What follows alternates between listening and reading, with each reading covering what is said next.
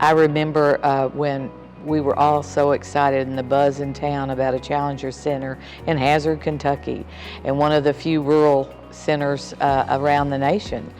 But the big thing that I remember the most was the anxiety I had about selecting 2 students out of all my students, because I had, 3 classes of maybe 30 some apiece. So here I had 65, 75, 90 students that all wanted to be the 2 that were chosen.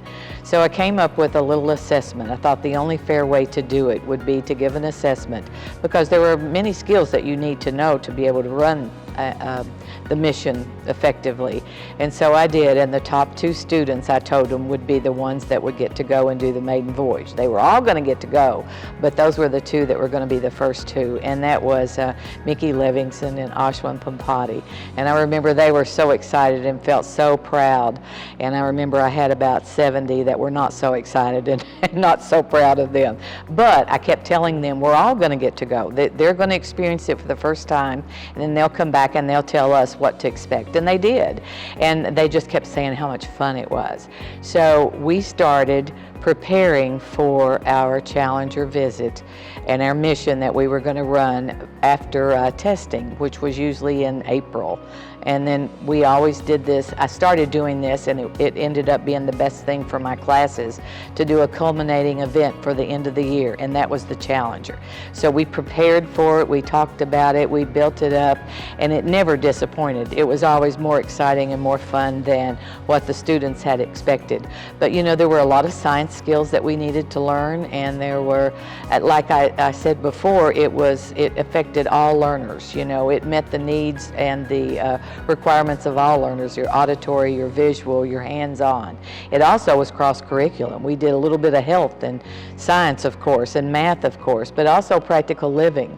Where there were job applications, were you going to be in communication, or are you going to be in probe, or navigation, or what? It was just so exciting that all of the students, my diverse class, it met the needs of all of the students. But it was fun too. We made chromatography t-shirts, and then they actually wore their chromatography t-shirts to the Challenger visit that day. And then they designed mission patches. And so I remember, the students took such pride in this, and then, we brought a little democracy in. We voted for, which mission patch best represented that class. And so, the students really took a lot of pride in their work. And the day that we actually got to come to the Challenger Center was such an exciting day.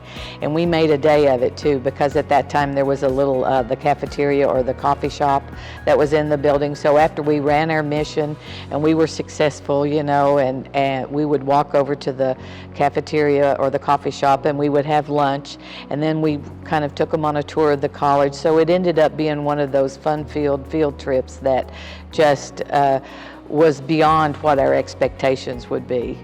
But more than anything, the kids had fun. They didn't know they were learning. They just thought it was just a great event, like a Christmas in the spring, get to go. And then of course the shop, the shop in the Challenger Center was always exciting for them, and they would of course buy the astronaut ice cream. That was the #1 object that was always purchased. But it was just a fun way to learn and to enjoy and to communicate with each other and to bond. And it's just some of my best teaching memories were when we would come to the Challenger Center. And it wasn't just that day, it was also the journey to get there, the preparation that we put in. So when we came, we were well prepared. We knew what to expect. We knew the skill set that was needed, and we prepared for it. And we always had a successful mission. Even when the smoke came in and, Houston, we have a problem, we usually managed to critically think and problem solve, and we were very successful. But most of all, it was a great day for the kids.